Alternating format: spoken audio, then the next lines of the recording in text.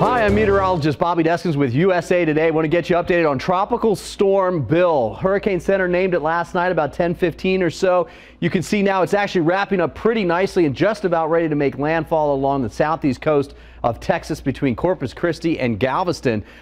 Closer to Galveston with the north end of this, where we see most of the rain and the wind with it as well. Already, of course, rain bands have been moving on shore, and you can see the center sitting right about in there. It's actually looking a little bit more organized first thing this morning. Now, it will continue to move on shore throughout the day today. As you can imagine, there are lots of watches and warnings, and the big ones are the tropical storm warning from just south of Corpus Christi to just east of Houston, including the Galveston area. And then when you get out further, that whole area, plus, look at this. These are flood watches all the way up almost to St. Louis and down over in towards even western parts of Louisiana almost. That is for the storm as it moves up in this direction over the next 48 hours or so. The 7 a.m. number, 60-mile-per-hour winds. It has now strengthened a little bit with wind gusts to 65 miles per hour, still moving to the northwest at 13. The pressure has come down, and that's an indication of strengthening as well. I think it was 997, and you can see that slowly throughout the day as it moves on shore, the winds will come down with it, and that typically happens as it moves out over land. But keep in mind, there's a lot of rain that's been falling in this area, so it's going to be a slow process of it weakening.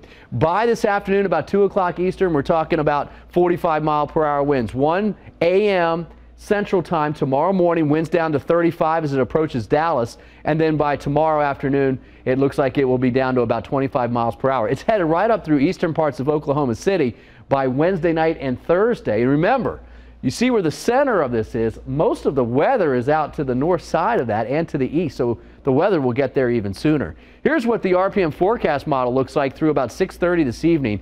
A very rainy day, of course, for Galveston and for Houston. Storm surge right along the coast as well. Rainfall about 5 to 10 inches.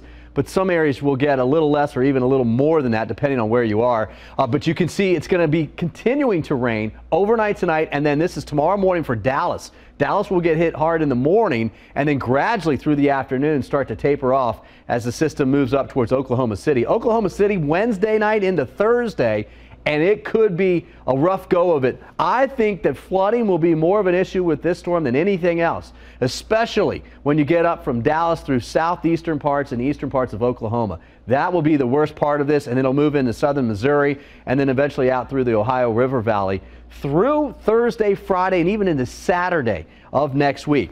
Forecast winds real fast. The highest right now along the coast, your storm surge with the wind blowing on shore, is going to be highest east of Corpus Christi, but especially right there in the Galveston area this morning, and then gradually coming down later this evening. This is 2 a.m. as the winds are slowly decreasing there along the coast. But I think that water is going to stay high all the way through the overnight hours for the most part, and then slowly decrease for tonight.